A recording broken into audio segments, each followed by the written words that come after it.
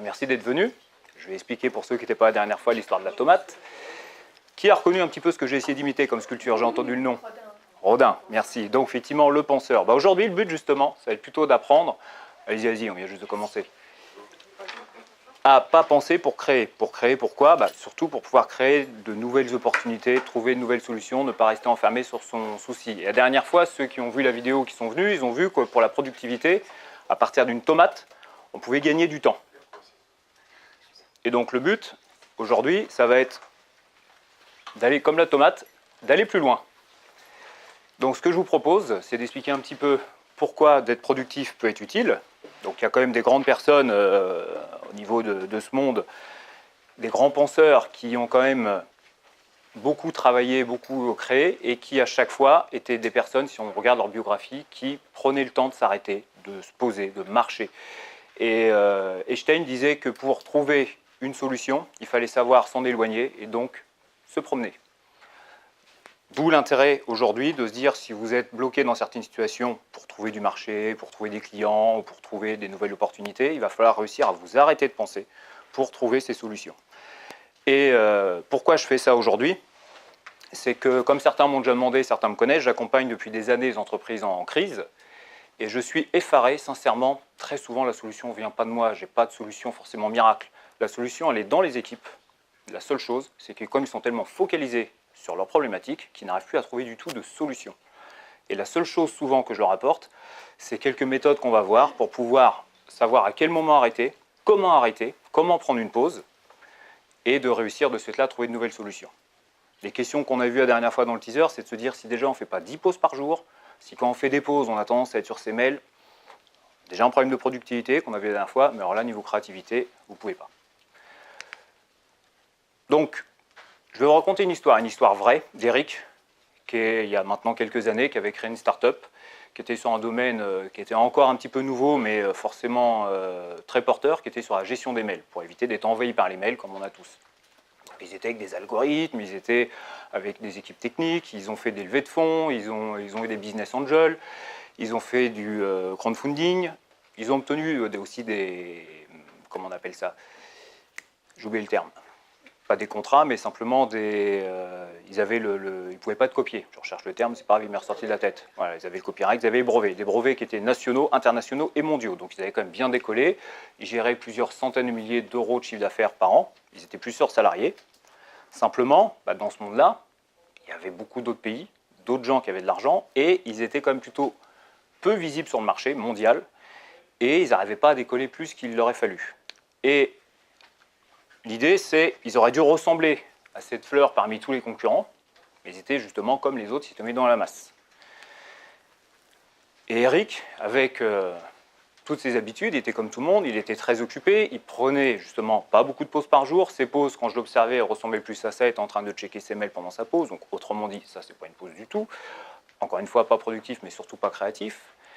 Et l'idée qui était justement de lui soumettre, c'est faire une pause, c'est ça. C'est d'oser, même si on est débordé, se poser et ne rien faire, laisser son esprit vagabonder d'une certaine façon, pour justement trouver des solutions et se dire comment il va pouvoir se différencier sur ce marché. Parce que l'idée de se différencier sur ce marché, c'est ça. C'est de se dire, on fait tous la même chose, les autres ont juste plus d'argent pour mieux communiquer. Il va falloir trouver une idée différenciante pour pouvoir être visible et de ce fait-là, aller sur le même marché, mais d'une façon différente. Le seul problème, c'est que lui, d'être là, il était vraiment sur page blanche, à chaque fois. Ça a duré quelques temps. Et au final, il était complètement invisible sur le marché. Il faisait du marché national, mais pas mondial comme il espérait. Et un jour, son comptable, ils avaient eu plusieurs réunions de crise, lui a dit « Oui, mais ça fait quand même maintenant 3 ans qu'on est en dessous de seuil de rentabilité, on dépense plus d'argent qu'on en gagne. Il n'y a qu'une solution, il faut que tu ailles voir ton équipe. » Donc imaginez-vous cette réunion d'équipe, où il est allé voir l'équipe en leur disant « On a 2 solutions. » C'était comme là en début d'année. Soit un d'entre vous, ils étaient un peu moins nombreux, mais presque le même nombre, un d'entre vous va être obligé de partir, on va être obligé de le licencier, sans savoir qui ça va être. Et tout le monde était dans une start-up, donc tout le monde avait envie de rester dans la start-up. Vous imaginez, si vous étiez dans ce cas-là, de vous regarder et vous dire qui est-ce qui va partir. Et l'autre solution, si on ne fait pas ça et qu'on ne remonte pas, l'an prochain, on est tous dehors. C'est fini pour nous. Et là, il leur a demandé, est-ce que vous me faites confiance? C'est-à-dire qu'au moment où vraiment je vous annonce qu'un d'entre vous va partir si on ne trouve pas une solution, bah justement ce que je vais faire, je vais partir une semaine. Je pars. Pas définitivement, mais je pars. Et là, c'était comme ça. Hein. Silence. En fin de compte, il n'est pas parti en vacances, pas parti au Baléares. Après, niveau managérial, je pourrais vous expliquer comment on a fait pour pas que ça soit non plus la panique. L'idée, c'est qu'il s'est fait accompagner pour justement trouver une nouvelle route. Et l'idée de trouver cette nouvelle route, c'était de lui expliquer pourquoi ça marche de s'arrêter de penser, avant de lui dire le comment. Pourquoi ça marche, quel bénéfice il va en avoir, on l'a compris, c'est de trouver justement une nouvelle approche de son marché, et de lui expliquer neuroscientifiquement. On a souvent entendu parler, on a deux cerveaux. Le gauche, qui est plutôt analytique, celui où justement on est sur ces tableaux comptables, Excel, etc., on réfléchit, on fait des plans, etc. Celui qui sature, au bout de 25 minutes. Et il y a le cerveau droit, qui lui est plus synthétique, voit la vision globale, voit différemment et plus créatif. Donc l'idée, c'est de se dire comment on va passer de l'un à l'autre. Et la première astuce, c'est que l'idée, c'est pas forcément d'aller sur le cerveau droit, parce que ça ne se commande pas si facilement que ça. Par contre, c'est de réussir à faire des allers-retours entre les deux. À la fois de créer des choses concrètes et à la fois de trouver d'autres pistes. Et la meilleure façon de le faire, c'est d'une part de faire des pauses, parce que ça permettra, je vous expliquerai après, justement, de développer le côté créatif. Et l'astuce, c'est qu'au moment où vous saturez, vraiment l'astuce pour réussir à faire ça, c'est de réussir à frustrer son cerveau gauche. C'est-à-dire que quand vous sentez que ça fait des heures, des jours, des semaines, que vous avancez plus du tout sur un dossier, que vous sentez que ça patine, que vous commencez à vraiment plus pouvoir avancer, là, c'est vraiment le meilleur moment pour pouvoir vous dire, je fais une pause, une vraie pause, plutôt de la marche, et vous allez vraiment aller activer votre cerveau droit. Et là, vous serez vraiment créative et créatif. L'idée, faire une pause, c'est un peu comme la grenouille. Vous avez peut-être remarqué, des bonnes idées, on a vu, logiquement, c'est quand vous allez aux toilettes, quand vous brossez les dents, c'est quand vous êtes sur le trajet en voiture. Allez-y, allez-y. Bonjour. Allez-y. Désolée. Merci. Vous pouvez vous installer. Et donc l'idée, c'est effectivement, c'est pas un hasard que ce soit à ces moments-là que vous êtes plus créatif, parce que vous êtes justement en train de faire un passage du cerveau gauche au cerveau droit. Par contre, il ne faut surtout pas faire comme la grenouille, ou comme Eric, surfer sur Facebook, ou d'aller checker ses mails. C'est pas ça une pause. Une vraie pause pour être créatif, c'est justement de laisser son esprit vagabonder. Pourquoi je parle souvent de marge depuis tout à l'heure? C'est que si on reprend voilà, d'autres personnes, on a parlé tout à l'heure de Einstein, on pourrait dire qui? On pourrait dire Nietzsche. Nietzsche, il disait qu'une grande idée n'existe qu'en marchant. C'est-à-dire que ce qu'il expliquait, c'est que si on veut avoir des grandes idées, il faut aller marcher. Et le principe là-dessus, il est assez simple à comprendre. C'est-à-dire que quand on marche, vous êtes assis là pour le moment, votre cerveau, il n'a pas forcément à faire attention de tomber. Ça vous semble simple de marcher actuellement, mais si vous avez des enfants, des petits-enfants, ou vous vous souvenez de quand vous étiez enfant, apprendre à marcher, c'est pas simple. On tombe. Donc votre cerveau, quand on marche, ils ont au niveau des neurosciences calculé qu'il augmente votre vigilance, mais 40% du cerveau gauche, donc celui qui à un moment il faut lui dire toi t'arrêtes, il faut aller sur le droit, on l'occupe à 40%. Et comme votre cerveau aime bien toujours réfléchir, ces 40% qui ne sont pas dans le cerveau gauche, il les met automatiquement dans le cerveau droit. Et souvenez-vous tout à l'heure, je vous disais, il faut faire des allers-retours.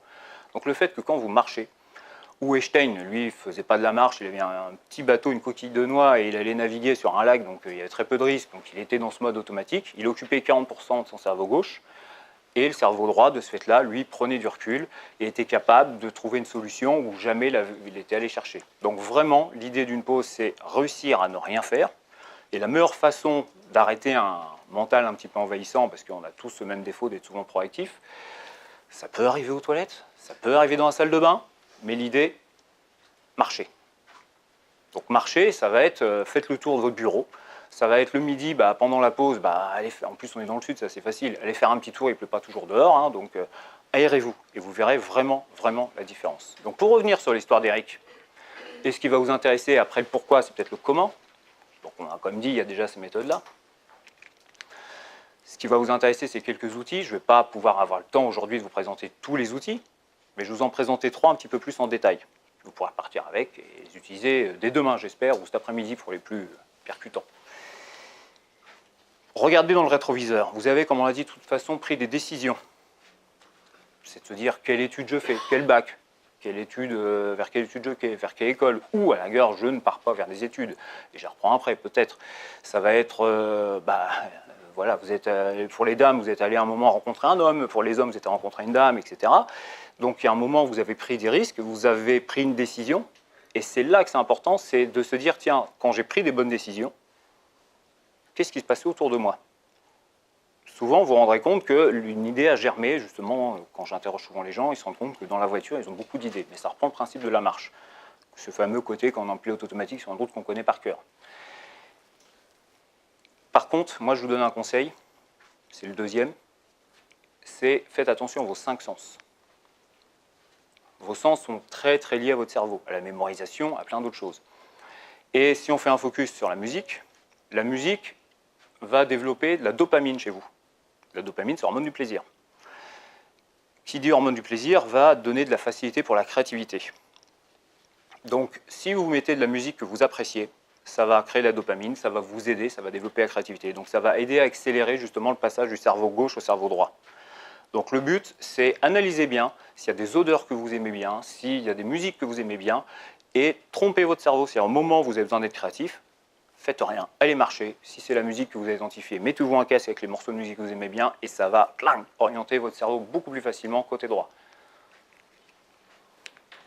Autre point qui peut aider, c'est est-ce que les gens, tiens par exemple, là dans le groupe, quelqu'un se souvient ce que c'est la sérendipité? Parfait. Comment on pourrait la résumer? La sérendipité. J'ai vu que... Non, c'est le fait de découvrir quelque chose par hasard. Alors il y a deux choses qui sont très proches. J'ai entendu que le hasard n'existe pas et que découvrir quelque chose par hasard. C'est effectivement une définition qu'on entend souvent. Les deux peuvent être pris différemment. Il y en a une des deux, effectivement, je pense qu'il faut faire attention. On entend très très souvent que c'est les découvertes faites par hasard, c'est-à-dire il y a les tartes tatin, les bêtises de Cambrai, le four micro-ondes. Dans la médecine, il y a énormément de médicaments qui ont été découverts comme ça, la pénicilline. Si je vous donne, tiens, on va prendre un exemple concret, ça sera plus simple pour vous, puis on va essayer un petit peu, comme le but c'est wake up, l'histoire qui réveille, peut-être soit je vous endors, soit c'est passionnant, je sais pas, mais on va parler d'un médicament un peu plus fun, le Viagra. Viagra a été découvert par hasard, si on prend cette définition de la sérendipité, il cherchait des choses pour soigner les angines de poitrine. Domaine d'une part concurrentiel, donc stratégiquement, de toute façon, ils étaient sur un domaine qui était concurrentiel, et ils n'y arrivaient absolument pas. Et au moment où ils étaient en train de dire on va abandonner, c'est pas possible, voilà, on n'y arrive pas, ils se sont rendus compte, en rigolant, qu'il y avait des effets indésirables comme dans tout médicament, mais particuliers chez certains hommes. Et là, en rigolant, ils sont sortis, puis ils se sont dit t'imagines, si on faisait le truc, ça serait marrant. Et dans sa voiture, quand on regarde l'histoire de ceux qui ont créé le Viagra, il y a cette personne, effectivement, qui était responsable et qui s'est dit mais pourquoi pas. Et là, elle a réorienté l'étude, ils ont fait quelques tests et se sont rendus compte que là, par contre, ils avançaient très vite. Et ils ont créé ça. Mais ce qui est génial, c'est que, contrairement à ce qu'on dit souvent, ce n'était pas du hasard. C'est-à-dire que là, l'idée, c'était d'avoir un cerveau suffisamment sur le cerveau droit et d'avoir suffisamment d'audace, de recul pour pouvoir voir.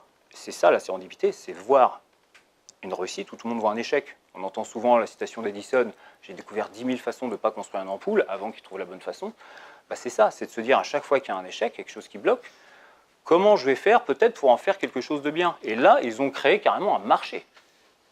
Ils auraient gagné, mais beaucoup moins avec leur histoire de médicaments qui étaient déjà utilisés avec de la concurrence. Là, ils sont arrivés, médicaments qu'on a tous entendu parler. On sait même la couleur qu'il a, ce machin. Alors, voilà. Beaucoup ne l'ont pas vu, j'imagine. L'autre chose, et là, c'est ce qu'on avait fait avec Eric, ça, c'est une expo qu'il y a eu à Montpellier. Les anamorphoses. Quand on regarde ça, on se dit c'est une brocante. Quand on regarde sous cet angle-là, voilà. Et on était allé voir cette expo ensemble avec Eric, et elle était à Paris à l'époque. Et quand on regarde comme ça, effectivement, on se dit bon, ok, il y a des pendules, il y a des cornes, il y a un taureau. Sauf que quand on se met sous le bon angle, on a la même chose. Et c'est la même chose avec nos problèmes. C'est de se dire, ok, j'ai bloqué, mais est-ce que je ne peux pas en faire quelque chose? Et à un moment, ça pourrait être le hasard qui avait fait mettre ça comme ça. C'est pas le hasard, mais ça aurait pu l'être. Et les premières anamorphoses ont été découvertes par hasard, c'est de la sérendipité aussi. Et quand on trouve le bon angle, on se dit, c'est génial. Et c'est ça les questions que vous posiez. Il faut que vous arriviez à faire des pauses, accepter de ne pas penser, de faire confiance à votre cerveau, de le laisser vagabonder. Comme on disait, de vous aider de la musique ou des odeurs ou des parfums ou de choses comme ça, pour pouvoir vraiment avoir cette idée d'un seul coup qui va vous trouver une nouvelle piste, ou peut-être de l'échec que vous aviez, d'en faire une vraie réussite et un nouveau marché. Le principe, il est vraiment, vraiment simple, il est vraiment là. Donc les questions qu'on peut avoir, c'est de se dire, quand Eric est revenu, après sa semaine, d'après vous, l'équipe, comment elle était? Puis après, peut-être, vous voulez savoir un petit peu l'idée qu'il a eue, parce que lui, effectivement, quand il est ressorti de cette expo, 2 jours après, il était dans sa salle de bain, pour être exact, il se brossait les dents, et d'un seul coup, il a eu une idée. Alors, pour la petite histoire, Eric, effectivement, ça lui a plutôt réussi. D'après vous, l'équipe, quand il est revenu, a été comment? Sachant que, bah oui, il a été quand même comme ça. Parce que clairement, quand on vous dit, en gros, il y en a un de vous qui va partir cette année, et si on ne réagit pas, tout le monde va partir l'an prochain, et en plus, je vous laisse. Mais par contre, ils avaient confiance, parce que managériellement, on avait travaillé pour qu'ils aient confiance. Et les personnes avaient confiance, ça a été même un sacré facteur pour elles, parce que le patron leur a vraiment laissé les rênes, et là, ils se sont dit, bah, effectivement, le patron nous fait confiance. Et quand on leur a exposé l'idée, ça c'était la deuxième question, son idée, c'était simplement de se dire, bah, je vais faire, comme avec tout à l'heure avec Dali, je vais voir les choses différemment. On va arrêter de faire des algorithmes pour gérer les mails. On va arrêter de communiquer sur le droit à la déconnexion.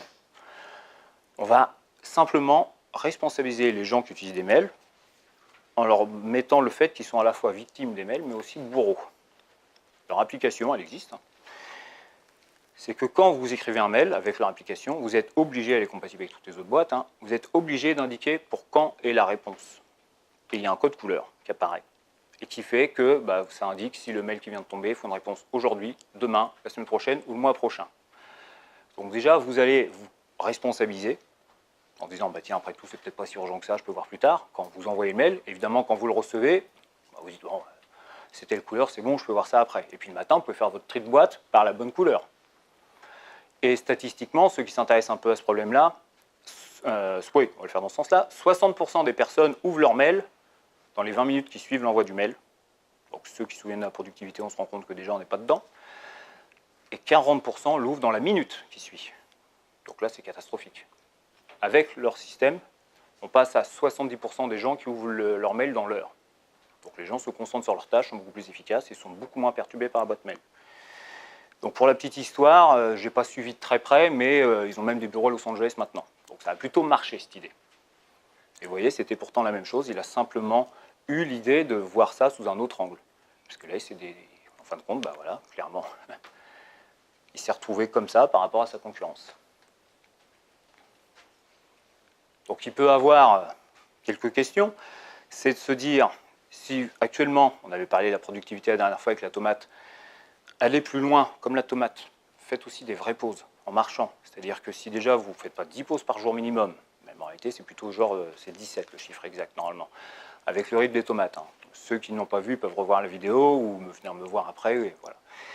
C'est déjà, vous n'êtes pas dans la créativité, encore moins dans la productivité. Si effectivement vous checkez vos mails, vous faites Facebook ou vous êtes à machine à café à parler boulot avec les collègues, ce n'est pas des pauses créatives du tout. Ce qu'il faut vraiment faire aussi, c'est si vous ne le faites pas, d'aller marcher régulièrement, même dans votre bureau, s'il n'y a pas trop de place, vous n'avez pas le temps, dans les couloirs, des endroits calmes, ou d'aller faire le tour du quartier. C'est de se dire là, qu'est-ce que vous pouvez retirer de ce qu'on vient de partager pendant 20 minutes et que vous pouvez mettre en place dès demain. Donc moi, c'est ça la question que je peux vous poser. C'est, là, vous êtes face à un escalier où ça peut fonctionner, si on prend l'exemple d'Eric. Quel est le premier pas que vous allez faire dès demain? À part si tout le monde prend 15 pauses par jour, personne ne check ses mails, voilà. Mais si vous êtes dans ce cas-là, c'est la première chose que vous allez faire. C'est à vous, moi je vous écoute. Vous avez le temps de réfléchir, de vous mettre...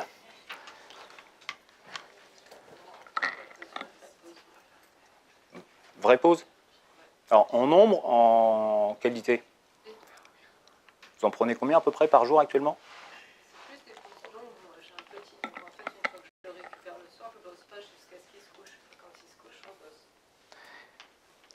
Et là, vous retravaillez combien de temps? Vous savez, les 30, vous avez fait votre grosse pause? 2 heures. Alors, je ne sais pas si vous avez vu la vidéo de la dernière fois ou le talk, 25 minutes. Il faut travailler 25 minutes. Au-dessus de 25 minutes, vous perdez en productivité. C'est le principe de la tomate, mais vous pourrez regarder. Et par contre, effectivement, quand vous prenez même une pause de 5 minutes, parce que si vous vous souvenez, c'était cette histoire de 5 minutes, moi, je le fais tout le temps, hein. C'est peu importe où je suis. En plus, parfois, je suis dans une gare ou n'importe où. Les casques anti-bruit fonctionnent très bien aussi pour s'isoler. Bah, je marche un peu. Le fait de marcher, c'est vraiment efficace. Donc voilà, faites des pauses comme ça, même à marcher, à descendre. Allez, si vous pouvez, après, quand vous faites une pause plus longue, pause de 20 minutes dans le format, et ben là, vous pouvez, ou quand vous êtes le midi en train de manger, allez marcher, allez prendre l'air. Ça vous aidera beaucoup. Il y en a d'autres qui sont aussi sur ce côté de dire de peut-être déjà prendre plus de pauses, et peut-être plus qualitatives en ne checkant pas les mails.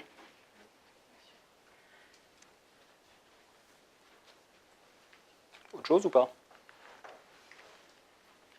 je suis comme madame.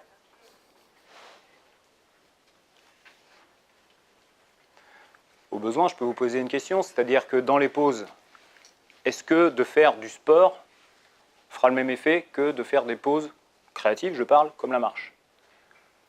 Oui, pour moi, oui. Ah, et du oui et du non. On pourrait faire un vote à main levée. Ça dépend ce qu'on fait comme sport.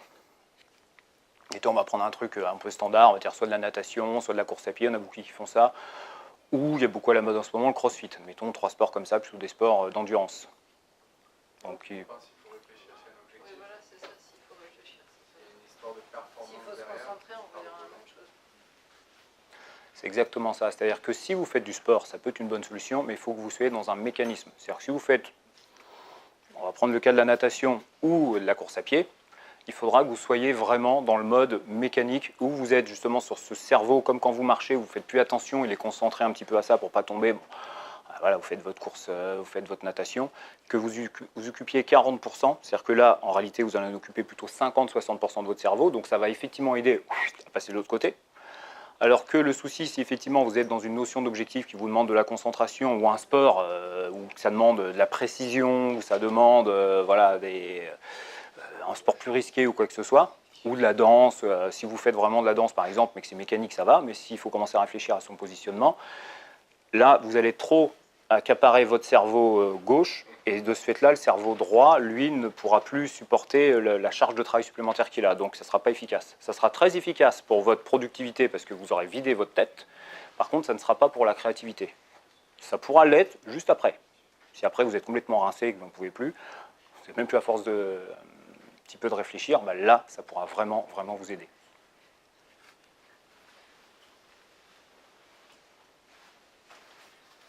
Allez-y, allez-y. On est là pour ça. Je n'ai pas été depuis le début, mais combien de temps il faudra justement habituer ce cerveau à être entraîné, à faire des pauses, parce que je peux aller courir ou marcher, mais Ouais. c'est peut-être aussi pour avoir des idées supplémentaires, plus de créativité, mais je reste toujours dans la réflexion. Comment je peux travailler mieux, comment je peux être plus efficace, et donc c'est comme si je n'avais rien fait. Donc, est-ce qu'il faut tenir par exemple 21 jours et essayer de le faire et de le refaire pour rester dans cette optique de se dire non, là je ne bosse pas, je vais courir. Je ne vais pas courir pour avoir de meilleures idées, pour mieux m'organiser, ou non, il faudra juste le faire 1, 2, 3 fois et voir un peu. Alors, pour répondre à la question, ça deviendra une hygiène de vie. C'est ça l'intérêt. La bonne nouvelle, c'est que la créativité peut arriver très vite. C'est-à-dire que si par exemple, là, le reste de la semaine, vous vous dites, tiens, je vais essayer de faire ça, vous pouvez déjà avoir la créativité qui arrive parce qu'elle arrive justement au moment où on s'attend le moins. Elle peut être très rapide. Par contre, où il faudra une hygiène de vie, c'est pour essayer de ne pas le faire que quand on a un problème, parce que la solution ne va pas non plus arriver par miracle. Ça se trouve, votre solution, elle va mettre 1 mois ou 2 à arriver. Donc il va falloir pouvoir tenir sur la durée. L'avantage, c'est que ça vous donnera justement une hygiène de vie en termes de productivité. C'était ce qu'on avait vu la dernière fois avec Pomodoro, avec la tomate, avec les pauses toutes les 5 minutes et une pause longue de 20 minutes ensuite. Je vous invite à revoir le dernier talk sur le sujet. Et c'est ça qui va être le plus dur. Et comme vous le dites, vous avez dit 21, c'est effectivement souvent un chiffre qui est cité, c'est quand on a déjà passé 21 jours. Alors, souvent, effectivement, on se dit, tiens, le mécanisme est pris. Mais c'est souvent là que l'abandon est le plus définitif.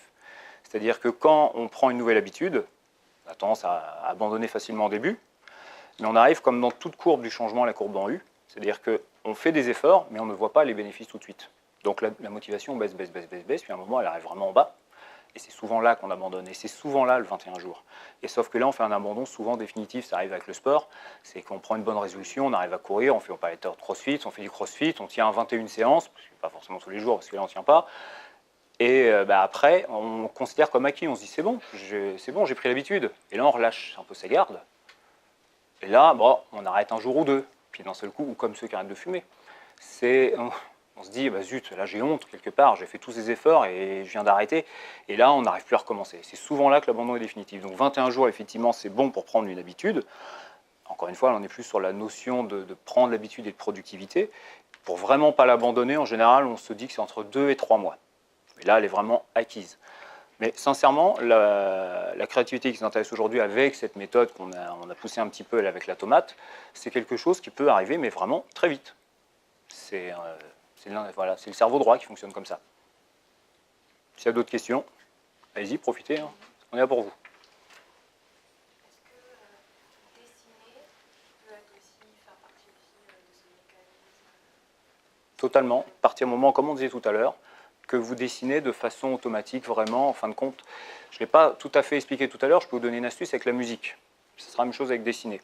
C'est-à-dire que la musique, on l'a vu, ça allait créer justement de la dopamine et vous aider à créer plus facilement.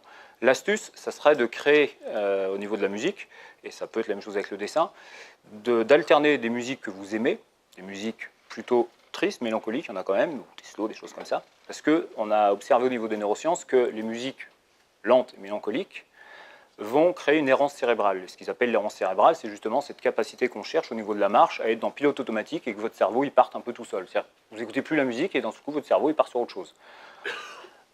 Et après, il faut l'alterner, c'est comme on l'avait dit avec cerveau droit, cerveau gauche, il faut l'alterner avec de la musique rapide. Donc faites-vous une playlist quand vous allez marcher si vous aimez la musique, en alternant les deux. Et ça va permettre, en fin de compte, la musique joyeuse, de créer un rythme où là, vous allez être dans la joie et dans, en fin de compte, l'audace. Donc un mélange de créativité, de joie, d'audace va vous permettre justement de créer. Et la même chose dans le dessin, c'est-à-dire qu'il faudrait que ça soit automatique, que vous fassiez des choses où vous êtes dans le confort. Encore une fois, ne pas trop vous concentrer, parce que sinon vous serez concentré, vous ne serez pas sur le cerveau droit, vous serez dans le cerveau gauche analytique. Et de dessiner des choses alternativement, peut-être si vous avez cette capacité à dessiner, qui sont parfois un petit peu monochromes, un petit peu tristes, un petit peu mélancoliques, ou en se souvenant d'un paysage, ou des choses comme ça. Puis des fois des choses où vous allez beaucoup plus, voilà. Il faut alterner les deux, c'est toujours ces allers-retours qui sont efficaces. Pour la marche, est-ce que c'est pas aussi une connexion à la nature plutôt qui aide à retrouver une paix Connexion à la nature va forcément aider, ça sera plus efficace d'être dans une forêt calme, où vous serez quand même attiré, parce que c'est ça l'intérêt, encore une fois, souvenez-vous, c'est des allers-retours, c'est-à-dire que quand vous êtes... Moi, je sais que j'ai marché dans le désert, c'est les rares endroits où quand on marche vraiment sur des neiges éternelles, où c'est vraiment le silence total. Et souvent, dans la nature, il y a des bruits, et ça aide. Parce que, encore une fois, c'est comme la musique, ça va être un moment, hop, votre cerveau va être attiré par quelque chose, puis à un moment, il va y avoir un coup de silence. Donc, le rythme naturel va vous aider.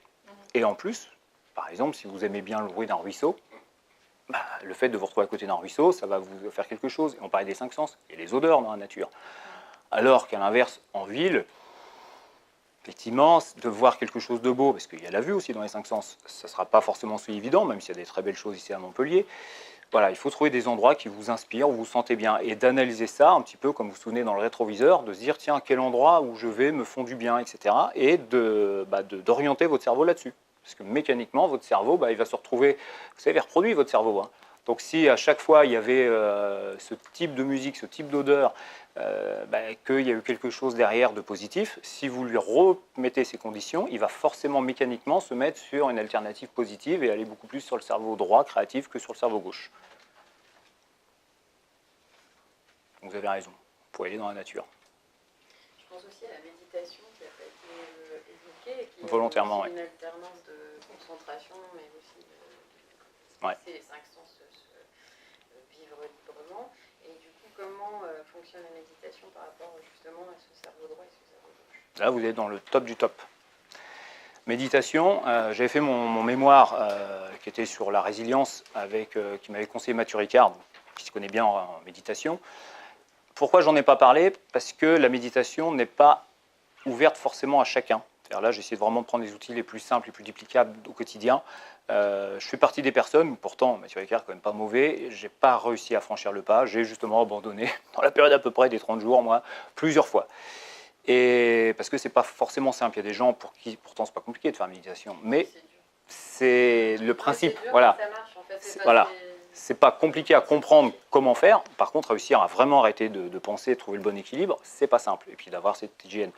Donc j'en ai pas parlé, c'est le top. Ceux qui peuvent faire de la méditation, c'est top. Alors vous connaissez certainement la cohérence cardiaque.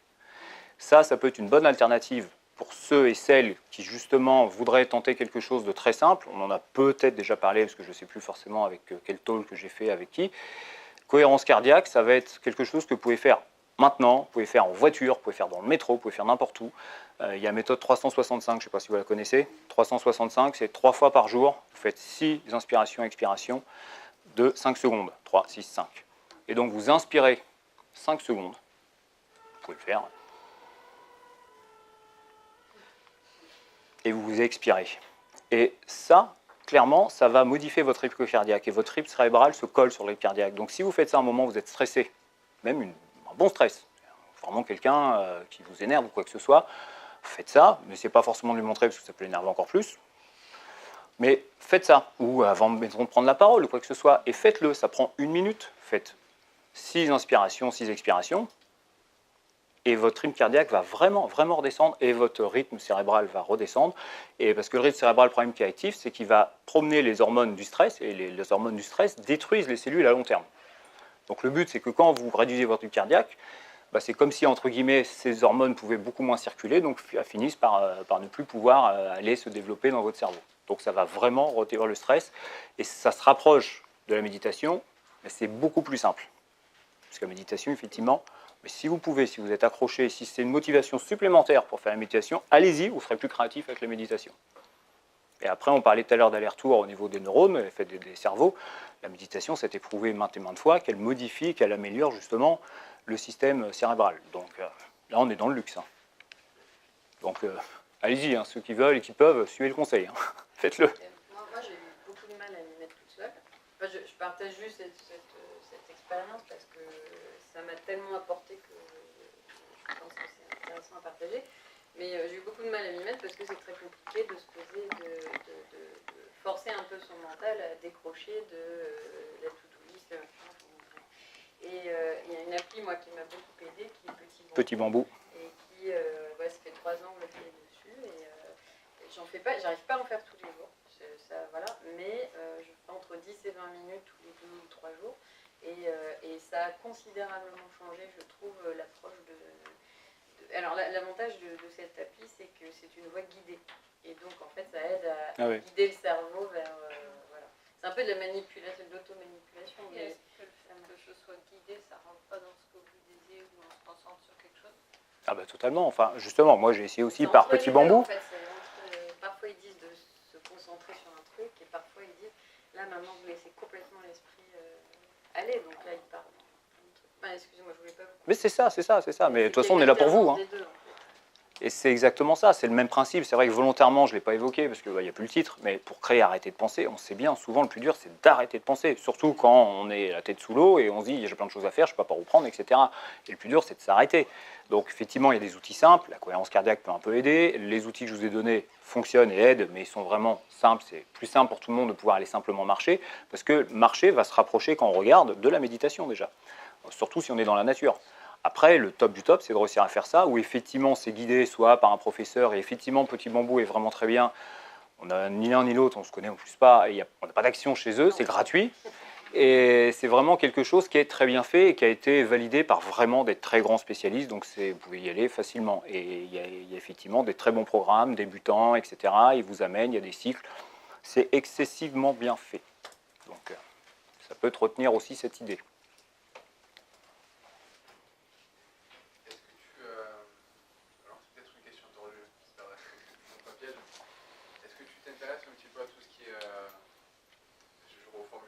Parmi les fréquences, tu sais, sonores, parce que tout à l'heure tu parlais par exemple du son de l'eau, ce genre de choses, tu sais qu'il y a pas mal de fréquences, style binaural ou autre, il y en a une pléthore, mais je suppose qu'elles n'ont pas forcément toutes le même effet. Du tout. Et lesquelles est-ce qu'il faut qu'on choisisse si on veut chercher justement ce que tu appelais l'errance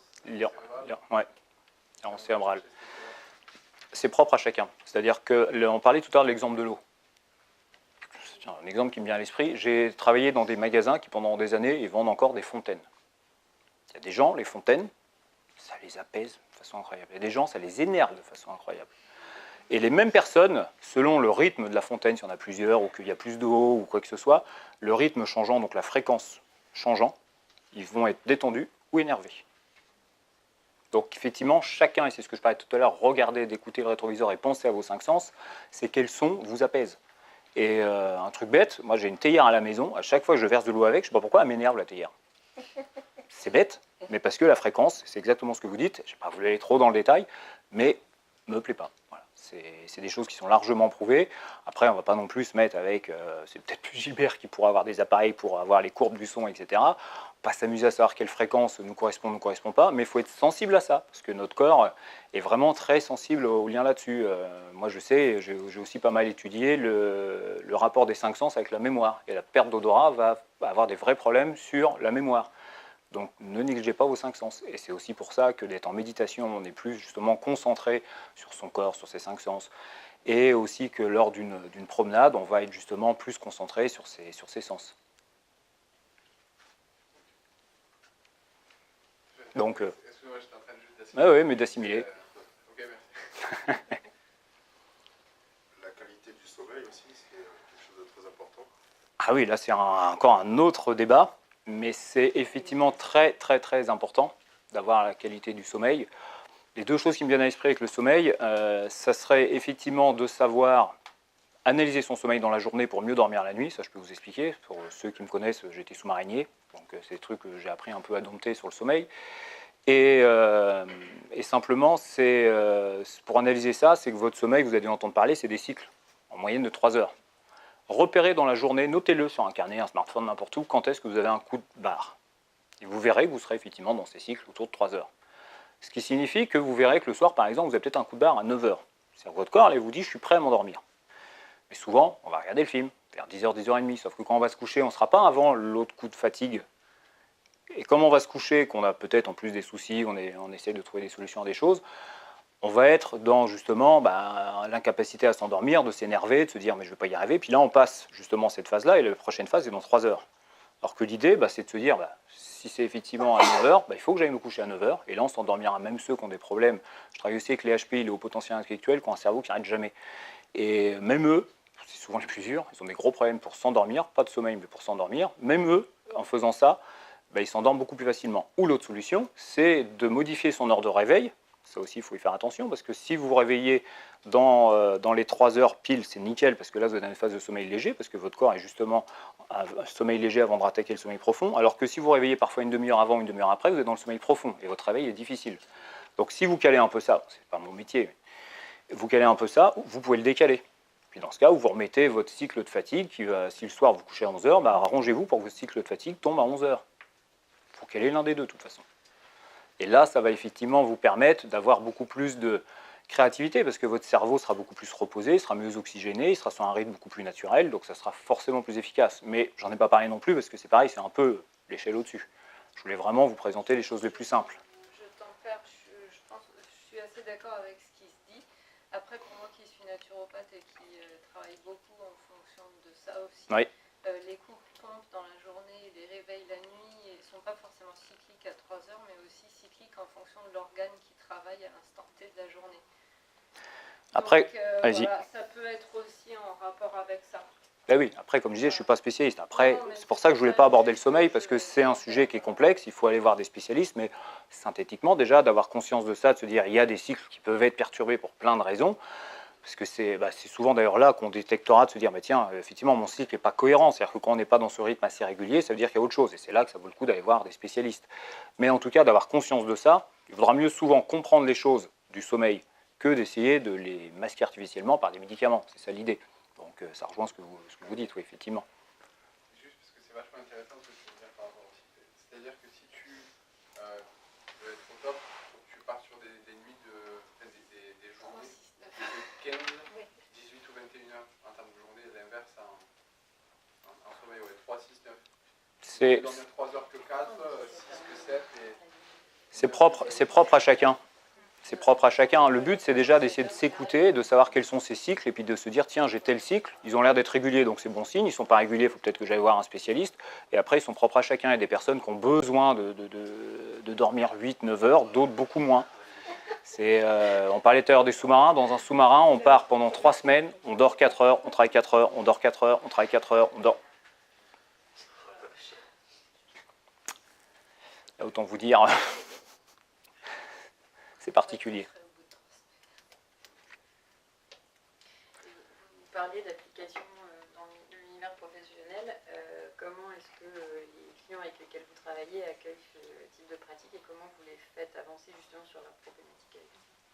Souvent, en plus, on en parlait un peu tout à l'heure avec des personnes, mon métier souvent est résumé, et un des premiers à m'avoir relancé le terme, c'est souvent les gens disent que je suis pompier managérial, parce que d'une part j'étais pompier justement en sous-marin, mais c'est que les entreprises m'appellent pour des problèmes sociaux dans les entreprises. C'est-à-dire au niveau du management, comment résoudre ça? Sauf que comme je suis consultant depuis quelques années, je sais très bien que s'il y a le feu, en ce moment malheureusement des images avec le feu, c'est qu'il y a une cause au départ. Et c'est-à-dire que si on ne règle pas cette cause, le feu peut recommencer une fois qu'on a éteint le feu. Donc, en tant que consultant, j'essaie toujours de savoir ce qui a causé le départ de feu. Et là, j'essaye de m'entourer de personnes, je ne suis pas un couteau suisse, qui sont des vrais spécialistes sur ce sujet-là. Et s'il y a un sujet très précis sur lequel ils ont besoin d'aide, je leur fais comprendre que s'ils veulent que le feu ne se rallume pas, il va falloir qu'ils règlent ce souci-là. Et il y a certains sujets, parfois, où là, je peux les aiguiller moi-même par mon expérience. Donc, sur ce système-là, ils ne m'appellent jamais pour ça. Je n'ai jamais été appelé personnellement pour, par exemple, avec Eric, c'est pas son vrai prénom, mais pour Eric, il ne m'avait pas appelé pour ça. Lui m'avait appelé à la base pour la productivité. Puis la productivité, on l'a vu avec la tomate que j'ai en 7 heures à Franck, c'est très lié à ça. Et comme son problème, comme beaucoup d'entreprises, lui dans son cas, c'était vraiment ça, on est arrivé là-dessus, j'ai commencé à lui en parler, et là, il a été convaincu du sujet. Ouais. Mais rarement, les gens, pour beaucoup, j'imagine, des professionnels, vous avez dû constater que quand il y a une demande, c'est le meilleur des cas, rarement le besoin est vraiment celui qui est évoqué lors de la demande. C'est-à-dire que voilà, les personnes, il faut souvent les aider à comprendre quel est leur vrai besoin. Donc ça, c'est souvent un besoin qui est apparu, mais c'est rarement... moi, j'ai jamais eu une demande là-dessus. Pourtant, je l'ai fait un paquet de fois. Et est-ce que le chef d'entreprise, dans le cas présent, Eric, a fait changer des pratiques managériales à la suite Eux, ils n'avaient pas vraiment de pratique managériale déviante. Ce qu'ils avaient, c'était besoin, lui, il avait identifié par sa demande qu'il avait besoin de gagner en productivité. Parce qu'en fin de compte, il avait anticipé de se dire on va se séparer d'une personne, donc il va falloir faire le même travail à moins. Alors qu'en réalité, ce n'était pas forcément de se séparer d'une personne, encore une fois, c'est les paradigmes, mais de voir différemment et de se dire on va créer un nouveau marché, et là on aura besoin de se séparer de personnes. Leur premier client qu'ils ont eu avec ce nouveau système-là, en marge, en chiffre d'affaires, 45 000 €. Ouais. Donc là, ça leur a donné quand même très rapidement déjà une poire pour la soif. Et d'un seul coup, ils ont vu les choses différemment. Par contre, ce qui a été dur, c'est ce qu'on disait tout à l'heure, ça a été qu'ils apprennent. Alors, ils ont utilisé le système du Pomodoro, de la tomate, rien de compliqué. Et au niveau des équipes de travail, ils ont commencé à se mettre à travailler avec des rythmes comme ça, de 25 minutes de travail, 5 minutes de pause, 25 minutes de travail, 5 minutes de pause. Eux-mêmes, de gérer correctement les interruptions, ils utilisaient Slack. Je pense que beaucoup connaissent Slack, qui est très bien, mais on peut très vite être tout le temps interrompu par Slack. C'est pareil, voilà, ils se sont mis des règles entre eux pour comme ça justement se dire voilà, qu'on est concentré 25 minutes. Ils ont pris le réflexe, et moi à la maison par exemple, quand je travaille, même quand j'ai fait ça, j'avais mon téléphone là, avec 25 minutes, et quand mon fils, maintenant il a 8 ans, mais il est habitué depuis longtemps, il ouvre le bureau, il ne fait pas de bruit, il voit le chrono, et il repère qu'il me reste 20 minutes, et il revient 20 minutes après. Voilà. Et c'est la même chose dans les entreprises.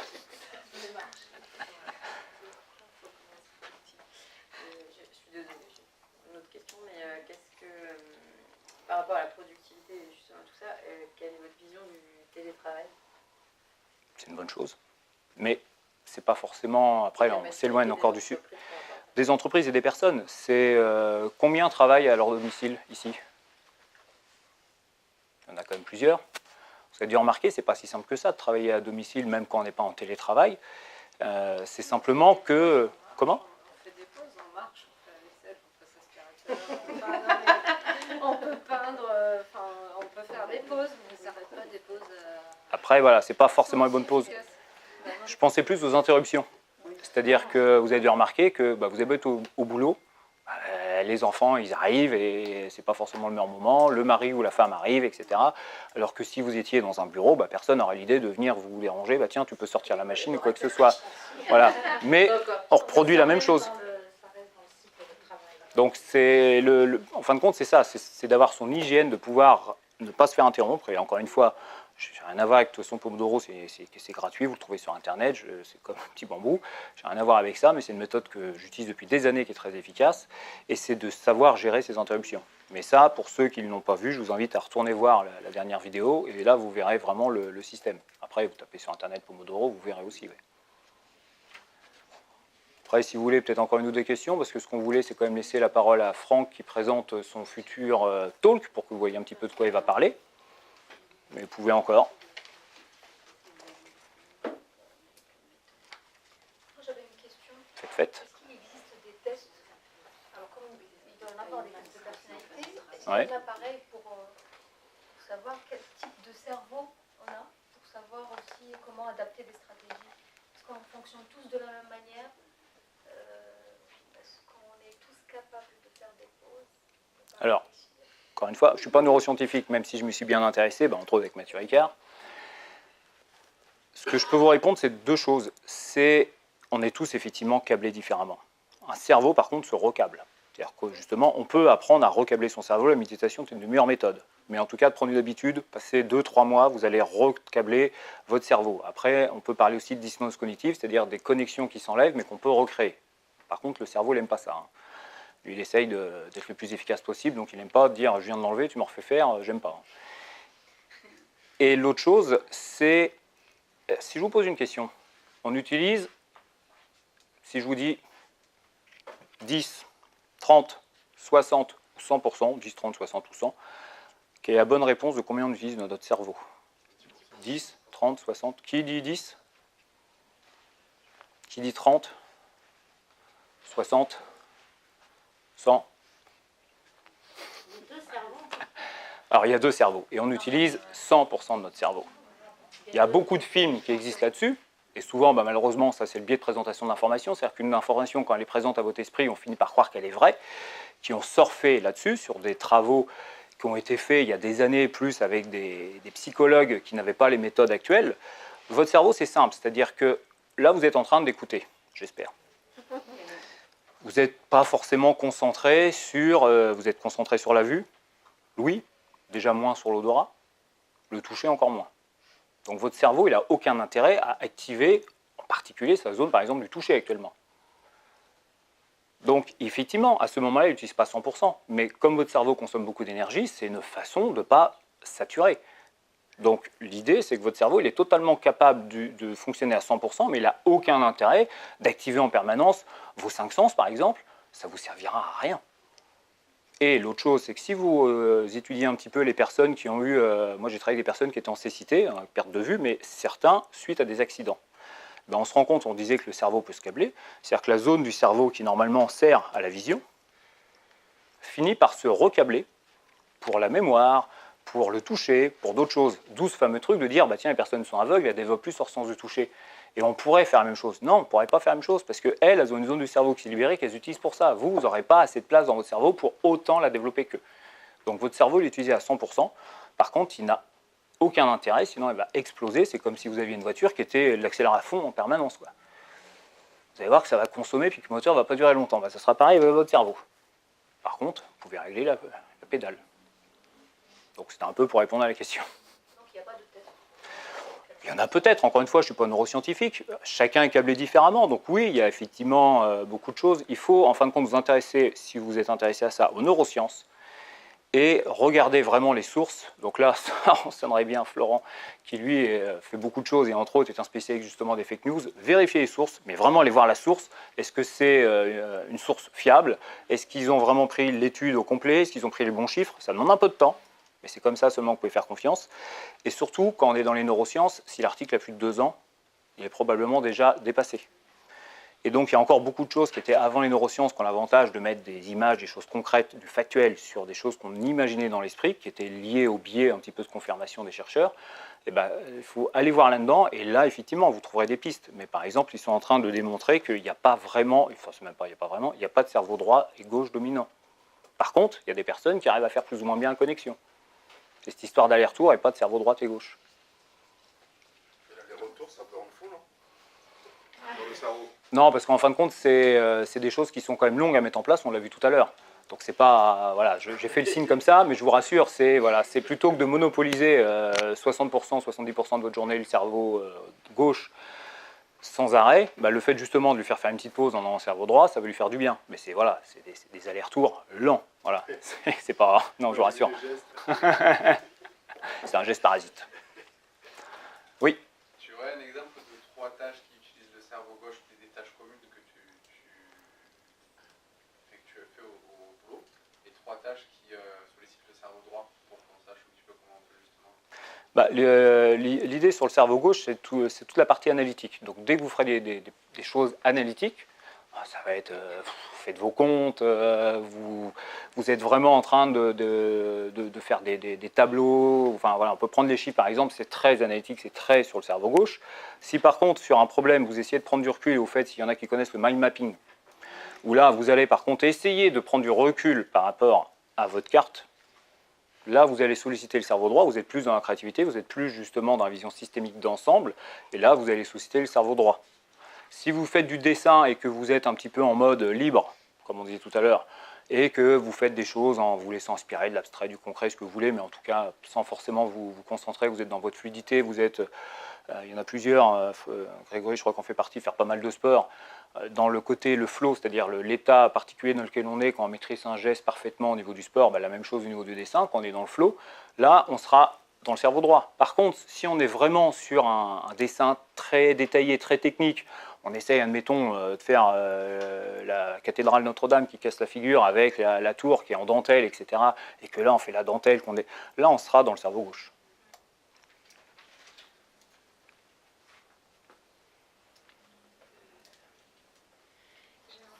Oui. Aborder un point par rapport à la méditation. Et parce qu'on a tendance à dire que la méditation, c'est pour arrêter de penser, etc. Et en fait, moi je suis sur une autre application de méditation qui s'appelle Pause. Et où la voix donc explique un peu, explique des choses sur la méditation, qu'on la connaisse mieux, qu'on la comprenne mieux. Et elle dit justement que c'est impossible, de ne pas penser du tout, de ne pas avoir de pensée, qu'il n'y a que certains yogis qui arrivent à cette tâche. Et que du coup, voilà, je voulais souligner ça parce que ça permet aussi de déculpabiliser un peu. Parce que si on n'arrive pas, si on se rend compte qu'on n'arrive pas à arrêter de penser, c'est que c'est un peu normal. Après, on peut calmer le flot de pensée, le flux des pensées, on peut se concentrer sur des choses. Ne plus avoir de pensée du tout, du coup, je ne sais pas si... Vous avez raison, moi je partage cet avis, c'est-à-dire tout à l'heure on parlait de la sérendipité avec les définitions, c'est vrai qu'on peut retrouver des définitions parfois qui sont trompeuses, qui raccourcissent bien les choses mais qui sont trompeuses. Sérendipité, c'est pas du tout du hasard. Et la méditation, arrêter son cerveau, c'est ce qu'on disait tout à l'heure, c'est le cerveau de toute façon il ne peut pas s'arrêter, il doit fonctionner en permanence, ne serait-ce que pour assurer vos fonctions vitales, donc il est obligé de continuer à fonctionner et vous êtes toujours obligé de fonctionner pour penser. C'est pour ça que je suis dans des outils simples en disant, alors le titre était volontairement trompeur, on a quelqu'un qui connaît bien justement de là-bas, qui connaissent la com et le journal, donc c'est vraiment, je ne vais pas dire le mot, mais le truc qu'on a envie de cliquer dessus pour savoir, voilà. Mais l'idée, c'est, on ne peut pas, d'ailleurs je n'ai pas dit d'arrêter de penser, je l'ai mis dans le titre pour, voilà, arrêter de penser, c'est en fin de compte de canaliser son esprit et de se dire, tiens, d'essayer de comprendre l'histoire d'aller-retour entre le cerveau droit et gauche et d'essayer d'avoir des activités comme la méditation qui vont continuer à faire fonctionner le cerveau, heureusement, s'il s'arrête, il ne repart pas, il cale.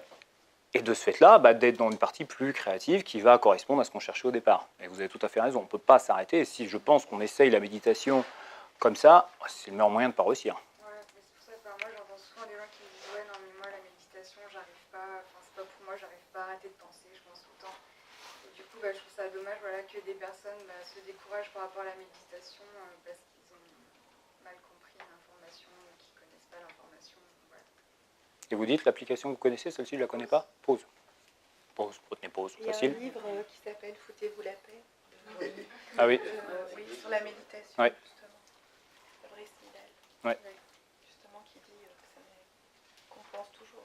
Ouais. Il faut juste canaliser. Ouais. Et tout à l'heure, je parlais des HPI avec qui je travaille assez souvent, donc les hauts potentiels intellectuels, je peux vous garantir que ne faut pas essayer de... Voilà, c'est pire que tout. En fin de compte, ils ne pensent pas plus que nous, mais en fin de compte, ils pensent très vite. Donc, c'est dur à suivre. Hein. C'est-à-dire qu'en fin de compte, leur parole ne va pas aussi vite que leur pensée, ce qui est déjà notre cas, mais voilà, ils commencent une phrase, ils ont déjà pensé à autre chose, ils modifient la phrase sans vous prévenir. Oui, d'accord, ça a changé de sujet, d'accord. Donc oui, on ne peut pas arrêter de penser. Ouais, c'est exactement ça, penser en arborescence. D'autres questions?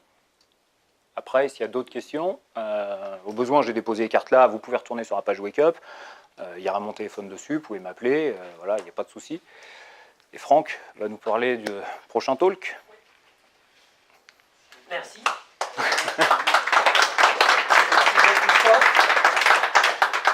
Super intéressant, enfin, ça ouvre plein de portes. Ah, je crois qu'il y a Grégory. Je voulais pas t'interrompre. Est-ce qu'on peut en profiter pour ouvrir la porte? Il fait chaud, ouais. Oui. Il fait très chaud. On pense trop. Merci. Hein, c'est les cerveaux qui sont en ébullition. Alors moi je ne vais pas vous retenir très très longtemps, juste une minute pour vous parler du prochain thème, donc qui a lieu le 15 mai, le mois prochain. Normalement les rythmes c'était toutes les 3 semaines, mais là bon, pour des raisons de timing, de réservation de la salle, on n'a pas pu le faire avant. Donc ça sera dans un mois, le 13 mai, et c'est un talk, une conférence sur une autre façon de, non pas de penser, mais de vous voir, de vous percevoir. C'est-à-dire qu'on est dans un pays, sur un vieux continent, qui a tendance, quand on voit un verre à moitié vide, ou à moitié plein, ben on a plutôt tendance à le voir à moitié vide qu'à moitié plein, justement. Et moi, ce que je vous propose, ben, c'est d'envisager ça complètement différemment. On est toujours dans l'esprit Wake Up et les histoires qu'il y a avec, donc avec des anecdotes, mais pour vous faire prendre conscience que vous êtes bien meilleur que ce que vous croyez, et que la meilleure façon de vous en rendre compte, c'est peut-être d'oublier justement vos points faibles, pour vous focaliser sur autre chose. Voilà. Je ne vous en dis pas plus, je vous invite à venir le 15 si le sujet vous intéresse. L'événement est déjà créé sur la page Wake Up et également sur Eventbrite, pour ceux qui se sont inscrits. Donc voilà, je vous invite à rejoindre la page. Et puis on a également créé un groupe groupe Facebook pour justement continuer à échanger sur tous les sujets des talks, pouvoir y rencontrer les personnes qui les animent. Alors aujourd'hui, il n'y a que Jean-Christophe et moi, mais le groupe est en train de se formaliser, on va s'ouvrir. Prochainement, Florent viendra animer un talk sur justement les fake news, parce qu'en tant que chef d'entreprise, on peut y être confronté. Et donc voilà, juste pour dire qu'on est ouvert à d'autres speakers et à d'autres histoires surtout. Donc n'hésitez pas, on vous envoie après un questionnaire. Donc ça peut nous aider à nous améliorer, mais en même temps, vous pouvez marquer s'il y a des sujets sur lesquels vous intéressez, qu'on essaie de trouver des speakers qui puissent vous renseigner là-dessus. Ouais. Merci. Et dispo pour échanger avec moi. C'est bon? Allez, nickel.